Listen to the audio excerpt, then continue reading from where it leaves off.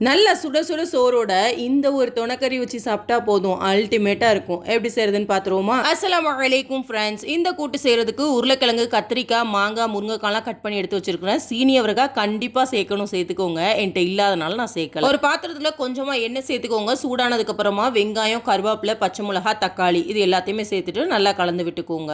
இப்போ தேவையான அளவுக்கு உப்பு போட்டு ஒரு ஸ்பூன் மிளகாய் தூள் சேர்த்துட்டு மிக்ஸ் பண்ணி விட்டுக்கோங்க. வெங்காயம், தக்காளி நல்லா மசிஞ்சு வந்ததுக்கு அப்புறமா நம்ம குட்டி குட்டியாக கட் பண்ணி வச்சிருக்கிற உருளைக்கிழங்கு, கத்திரிக்காய், மாங்காய், முருங்கைக்காய் இது எல்லாத்தையுமே சேர்த்துட்டு நல்லா கலந்து விட்டுக்கிறோம். கட்டாயமா சீனியவரக்காய் சேர்த்துக்கோங்க, மறந்துடாதீங்க. இப்போ நல்லா எல்லாத்தையும் மிக்ஸ் பண்ணி விட்டதுக்கு அப்புறமா தேங்காய் பால் சேர்த்துட்டு கலந்து விட்டுட்டு மூடி வச்சிட வேண்டியதான். கொஞ்ச நேரம் கழிச்சு ஓப்பன் பண்ணி பார்த்தோம்னா நம்ம சேர்த்த காய்கறி எல்லாமே நல்லா வெந்து வந்திருக்கும். இந்த டைம்ல கலந்து விட்டு லாஸ்டா புளி சேர்த்துக்கிற வேண்டியதான். புளியை கொஞ்சமா கரைச்சி எடுத்து வச்சிருக்கிறேன், அதை சேர்த்துட்டு நல்லா கலந்து விட்டுக்கோங்க. புளி சேர்த்துட்டு மிக்ஸ் பண்ணி விட்டதுக்கு அப்புறமா ஒரு 5 நிமிஷத்துக்கு மூடி வச்சுட்டு அதுக்கப்புறம் ஓப்பன் பண்ணி பார்த்தீங்கன்னா செம்ம டேஸ்டான காய்கறி கூட்டு ரெடி. எங்க வீட்டில் இது எப்பெல்லாம் செய்கிறோமோ அப்போவே காலியாயிரும். சட்டியோட வலிச்சு சாப்பிட்ருவோம். அந்த அளவுக்கு டேஸ்ட்டாக இருக்கும். நல்லா ஆவி பறக்க சுட சுட சோறோட இந்த ஒரு கூட்டை வச்சு சாப்பிட்டு பாருங்க. ஆஹா அப்படி இருக்கும். கண்டிப்பாக ட்ரை பண்ணி பார்த்துட்டு எப்படி வந்துச்சுன்னு மறக்காம கமெண்ட் பண்ணுங்க. பாய்.